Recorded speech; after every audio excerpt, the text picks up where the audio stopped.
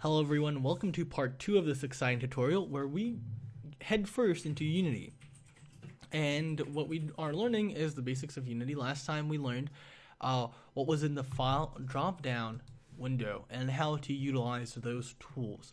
Now we're going to learn a little bit about shortcut keys and ones that we will use very often or very frequently, and the edit drop-down window for the most part. So I'm going to go into and hit on my hierarchy. Now, I hit my light, or actually I'm going to create another game object. So really quickly, going to go a little ahead of myself, but there's a reason to it. I'm going to go to game object, 3D object, cube. I'm going to double click on this cube. Okay? And there's a reason to it. So, in the edit window, we have shortcut keys right beside it, and all these windows have shortcut keys assigned to them right here. You can read them if you forget them, but these are very similar to Word, where Control D is duplicate, Control V is paste, Control C is copy, Control X is cut. And you might not use shortcut keys in Word as often, but it is very important that you learn these shortcut keys for Unity development, or if you're going into even programming, because it is time consuming to go over and hit edit, undo, create cube, or whatever.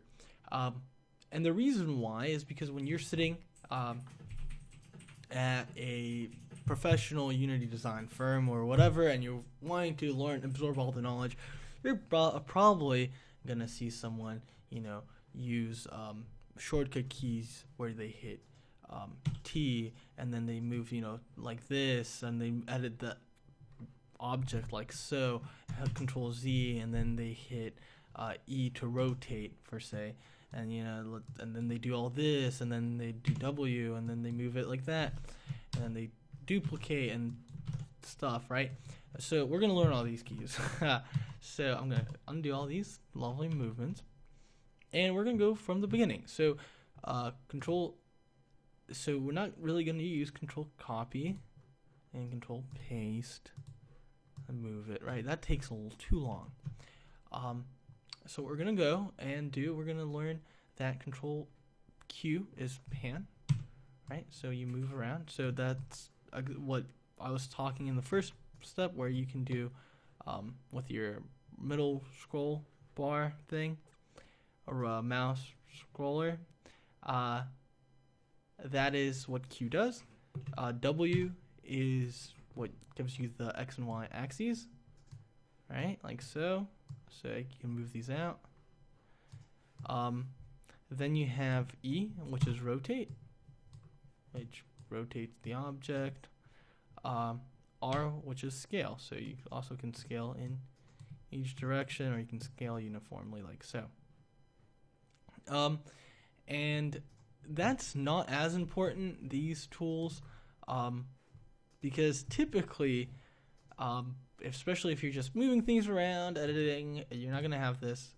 You're just going to use these, this is the pan tool, the move tool, the rotation tool, the scale tool, and the rect transform tool, which you might want to use, one day, but mostly it will be for GUI, right? Most of the time you'll just be using something of these three. And I like to have mine always on move, because I typically move things around more in the scene than just pan around or rotate objects. And so that kind of covers Control Copy, Control Paste. Again, there's a link in the references folder that takes you to the link of all the lovely shortcuts inside of Unity. Let's go here and let's go to preferences. Now, preferences is where you have all your Unity preferences. Now, you typically don't want to edit this. You can if you want, make it fancy. But it is per Unity project, which means that just because you edited this, it's not going to really affect gameplay. It's not for the project itself. It's just for you. Here, and then you have the project settings, which is one of the most important places you'll go. because it has everything that is in your project settings. And this is actually what everything exports with. So you have the tags and layers, and you have your layers and you have your tags, which you will use in game. Things tagged as player, things tagged as enemy. You will use this quite a bit. You might not go through the edit and then project settings window, but you will use this quite a bit. You will use the input manager, and the input manager, it has all of the buttons and has your left and right and what that does for key binding. So horizontal, you'll see that it's X. So if you plug up your Xbox controller joystick to your computer, how does Unity know that when you're pushing your joystick to the left, it goes to the left, or to the right, it goes to the right? Well, it does it with the input manager. If you do other functions, it won't catch that. So that's really important to set up here. Typically, you will use the basic ones. I've rarely added things to the input manager or remove things from the input manager. I like it. It's really nice when you have huge projects for multiple platforms. So let's go back to edit, project settings. You have the audio, which we're not really going to play around with at all in this tutorial series on course, but of course if you play, you can kind of put your mouse over it, and you'll get a little quick description of what each thing does. So I'm going to go to edit, project settings. One thing we will play with is the graphics and quality.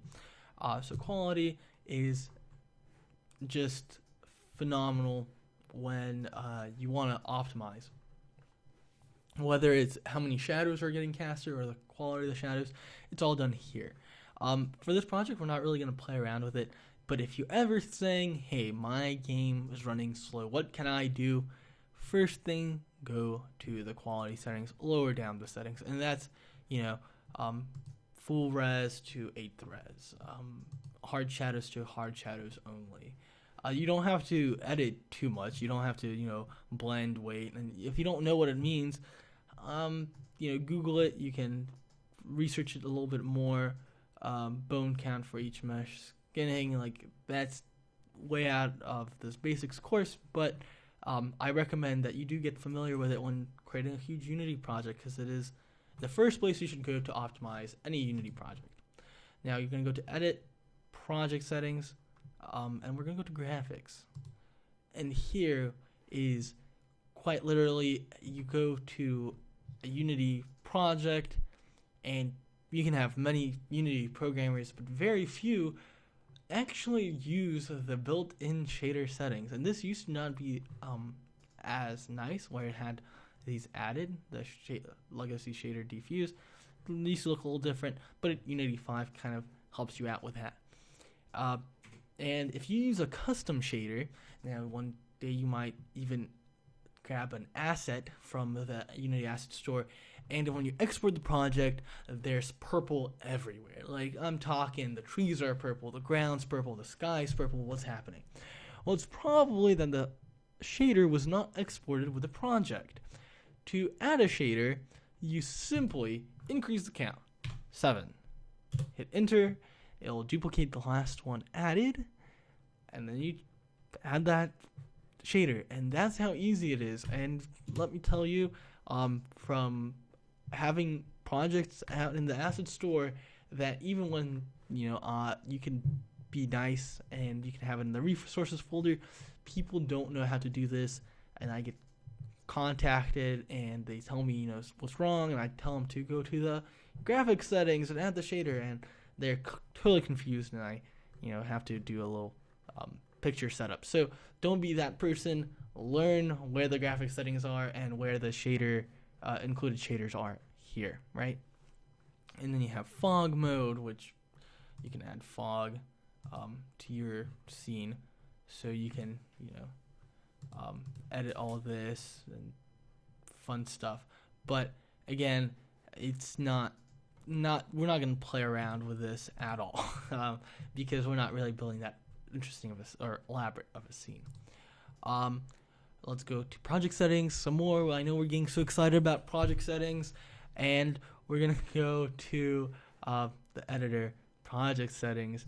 And this is, again, if you're doing something with hosting, if you're doing anything with compression, first thing, go to the editor settings, because you have compression mode, JPEGs, PNGs, resolution, downsize. You can downsize the resolution in the Unity remote. So if you plug up your phone, and things are loading, you can change that here.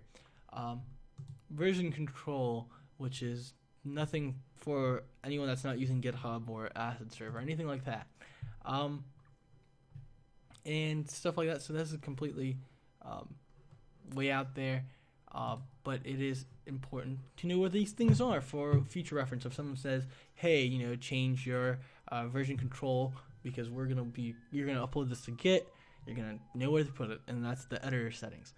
One thing I do want to highlight is in the editor, when you go to preferences, here you go to external tools, and here I have Visual Studio 2015 installed, and this will be very important for later on down the road.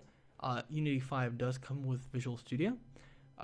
If you are a Mac user, it does not. You will have to use MonoDevelop, which none of them are better than the other. All of them will write code. Visual Studio does catch errors earlier, so there's less of checking the console and stuff.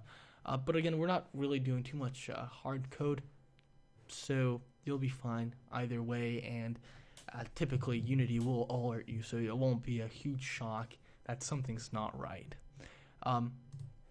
So that you'll have the SDK and JDK, which is for Android export.